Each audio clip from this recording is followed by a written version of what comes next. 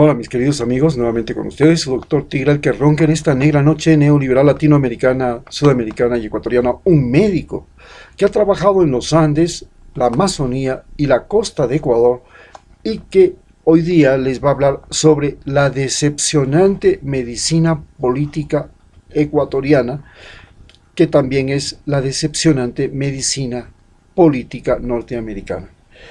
Señalemos que la medicina es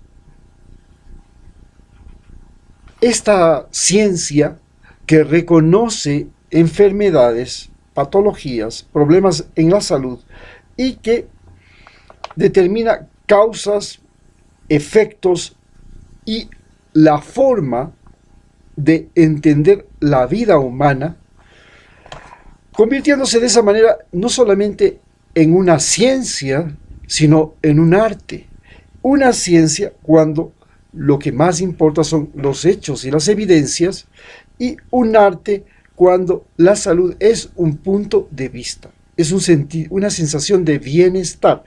Para el concepto de las Naciones Unidas, salud es el bienestar físico, psicológico y social, pero en realidad pienso yo que salud es la búsqueda del equilibrio entre la naturaleza, la sociedad y la existencia de cada ser humano. Así pues, la salud no es solamente una ciencia, también es una cultura. ¿Qué significa cultura? Cultura significa aquello que tiene historia, tradición, memoria, que viene de tiempos remotos. Y esta cultura significa a su vez un culto. Es un culto a la salud. Siempre la medicina fue un culto. Cuando habían enfermedades, la gente iba a los templos y rezaba. Cuando habían enfermedades, la gente creía que el causante era las mujeres, por ejemplo, en la peste de la peste bubónica en Europa, y mataban mujeres, mataban judíos, o que la peste era una maldición de los dioses cuando llegaron los españoles a América. Esto significa que en la medicina existe algo más que el cuerpo, existe lo que se llama el alma. ¿Qué es el alma? El alma es aquella parte del ser humano que no muere, que se supone no muere. Es decir, existe lo que en la salud, en la medicina no existe solamente la enfermedad, no existe solamente la salud, también existe lo que se llama la inmortalidad. Los individuos que tienen la posibilidad de vivir la inmortalidad a través de su religión y de otras formas, son individuos que se consideran sanos. Por tanto, la salud no solamente es un acto y la medicina no es solamente una ciencia, sino también es una herencia. Es una herencia biológica, es una herencia cultural, es una herencia social, que viene porque es una herencia biológica porque los padres aprendieron a defenderse de las enfermedades y transmitieron eso a sus hijos. Cosa muy visible cuando los españoles llegaron a América, los indígenas morían a granel y en cambio los españoles no, porque ya tenían defensas. Esto permitió y favoreció el mestizaje, porque era una época en que las mujeres y los hombres viejos eran cuidados por los hijos, y si no había hijos, y si no había crecimiento poblacional, la nación, la tribu, los padres desaparecían sin dejar nada y sin poder sobrevivir, porque no tenían la ayuda de sus hijos. Luego, una herencia cultural, porque fue muy diferente enfermarse en un mundo cristiano que enfermarse en un mundo musulmán, que enfermarse en un mundo hindú, con el hinduismo como religión, o enfermarse en el mundo de Confucio o de Lao Tse en China. Es decir, la enfermedad era también una cultura, un culto, a tal punto que la religión y Jesucristo es un individuo que hace salud y cura a los enfermos, a los leprosos, y a través de eso manifiesta sus principios fundamentales, que eran la bondad, la solidaridad y el amor, entendiendo que amor para Jesucristo era la simple y frontal oposición a la muerte, y a la muerte física y a la muerte moral. Por eso no le importó ir a la crucifixión y morir, porque quería demostrar que los seres humanos podían morir físicamente, pero no podían morir en su cabeza, en sus ideas, que tenían forma de trascender. Y su ejemplo, sus palabras han trascendido 2000 años. Así pues, la salud no es solamente lo que nosotros nos imaginamos, pero nos hacen creer que la salud es hoy por hoy una ciencia, y la ciencia es observaciones, experimentaciones, inventos, conocimientos, verdades de corta duración, que se llama conocimiento. El conocimiento es una verdad de corta duración, a diferencia de la fe. La fe es una verdad de larga duración, que puede ser eterna, inclusive se transmite de generación en generación. En cambio, el conocimiento es una verdad de corta duración que dura hasta que se comprueba que hay algo diferente, que las cosas no son como se pensaban. Gracias a los instrumentos, gracias a los avances tecnológicos, gracias a los descubrimientos, la ciencia avanza y progresa y destruye a los conocimientos anteriores o construye sobre ellos. Pero el conocimiento es esencialmente una verdad de corta duración, y esta verdad de corta duración tiene una particularidad: ser transmisible. La verdad es un conocimiento transmisible. La ciencia, para poder ser ciencia, tiene que tener no solamente la posibilidad de acumular conocimiento, sino de ser transmisible, de pasar de padres a hijos, de hijos a hermanos, de vecinos, de países en países, por lo cual en sí la ciencia no tiene posibilidad de tener propiedad privada. No es posible la propiedad privada sobre la ciencia. Estados Unidos y todo el mundo occidental ha creído que es posible, a través de los derechos de patente, que el conocimiento es propiedad y quien quiere utilizar esa propiedad tiene que pagar.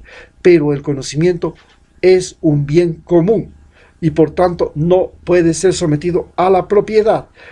Alguien robará ese conocimiento, alguien lo imitará, alguien lo reproducirá, alguien lo reinterpretará, y todo el conocimiento es un bien común de la humanidad. Eso es entonces cuando la medicina se convierte en ciencia. Pero ya vimos que la medicina no es solamente ciencia, también es cultura, que también es... Sin embargo, hay un hecho que hoy el coronavirus nos ha demostrado: la medicina también es poder. Es un poder. ¿Y qué es un poder? El poder es cuando alguien puede decidir por otros, puede decidir la suerte y muerte de otros, y puede decidir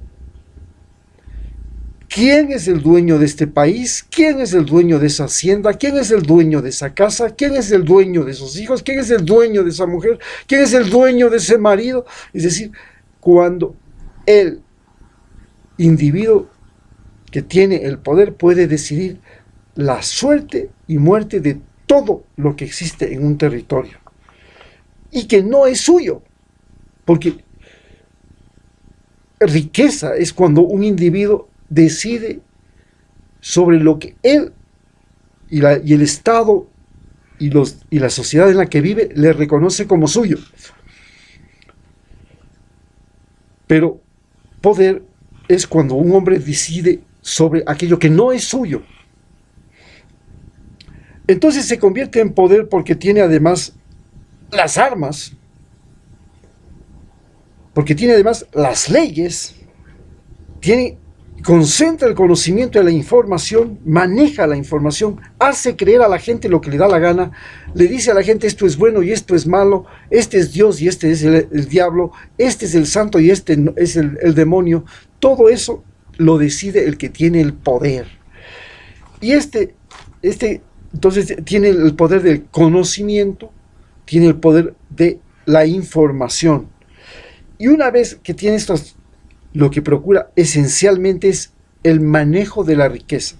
La riqueza se crea a través del trabajo humano, se crea a través del conocimiento, de la inventiva, de la innovación. Y esta riqueza se supone debería ser para todo el mundo como el conocimiento. Pero la riqueza, cuando existe el poder en el medio, es una riqueza que se concentra en una persona, en un partido político, en una élite, en una clase social, sea capitalismo, sea socialismo. En el capitalismo se concentra en los más ricos. En el comunismo se concentra en la élite del partido, el buró del partido. Ellos son los que deciden. En las jerarquías, en la gerontocracia se llama. Y entonces esta concentración del saber médico, del poder de curar, del poder disponer, de decidir quién vive y quién muere, se convierte en la medicina política. En la medicina política la hemos vivido ahora. En los hospitales llegaban centenares de infectados y el médico decidía, o prácticamente el médico decidía quién debe vivir y quién debe morir. Lo mismo que decidía la autoridad y las autoridades sanitarias, porque decían, no, ¿para qué vamos a salvar a un viejo? Salvemos a los jóvenes. ¿Cómo? Si los viejos son los que están más cerca de morir y son los más susceptibles y son los factores donde la enfermedad se ha encarnado, se ha multiplicado. No, vamos a salvar a los jóvenes porque los jóvenes pueden trabajar, los viejos ya no trabajan, los jóvenes sí sirven, los jóvenes pueden tener hijos, los viejos ya no tienen hijos, necesitamos reproducir, recuperar los muertos, en fin, vamos a ayudar a los jóvenes y vamos a dejar a los viejos que corran a su suerte porque ya no tenemos más respiradores, ya no tenemos más medicinas, no sabemos cómo diablos curar a esta gente y además son más débiles, están más débiles. Dejémoslos que se mueran. Eso se llama poder. Entonces la medicina que hemos vivido ha sido no solamente un conocimiento, una ciencia, no solamente ha sido una cultura, sino que ha sido un poder. Y lo decepcionante de todo esto es que en Estados Unidos existe esta práctica médica que nosotros la reproducimos en América Latina y que no ha servido para librarle a ese país de ser el país con más muertos y más infectados. Es decir, estamos hablando de un fracaso de la medicina norteamericana y de la medicina científica occidental. Este quizás sea el fracaso más sonado en la historia de la medicina de una práctica médica. En América Latina, nosotros hemos reproducido y vivimos reproduciendo la práctica médica norteamericana y hemos reproducido ese fracaso. En otros países, como en China, donde también existe la acupuntura, donde existe otra medicina cultural, y en África, donde también la gente recurre a una medicina tradicional, de plantas medicinales, etcétera, etcétera, parece que la medicina ha tenido más éxito. Así pues, quedamos muy claros que esta práctica médica de la medicina científica occidental, industrializada, farmacéutica, llena de protocolos, llena de procedimientos, llena de rigor, en realidad ha sido un fracaso frente a la pandemia. Hay que ver si en nuestra sociedad la medicina tradicional indígena, la medicina tradicional rural, la medicina tradicional de los mercados, con plantas medicinales, con limpias, con rituales, con otros procedimientos, es una alternativa que puede funcionar como alternativa también a esta medicina occidental científica, industrializada y comercializada, donde una pastilla de Remdesivir, que es un retroviral que realmente no sirve para mucho, vale $10 hacerla y se vende a $2.800 solo por el oportunismo de la situación. Esto nos hace ver que esta medicina comercializada,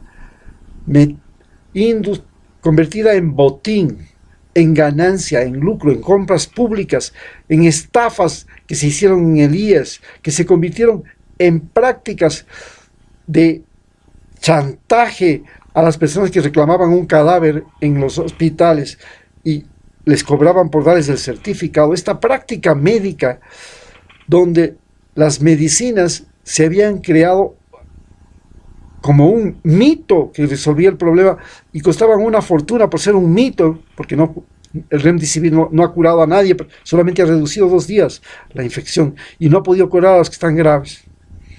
Entonces tenemos una historia de que en este momento la medicina científica occidental norteamericana ha fracasado en su propio país y en países como América Latina, donde nosotros la reproducimos. Muchas gracias.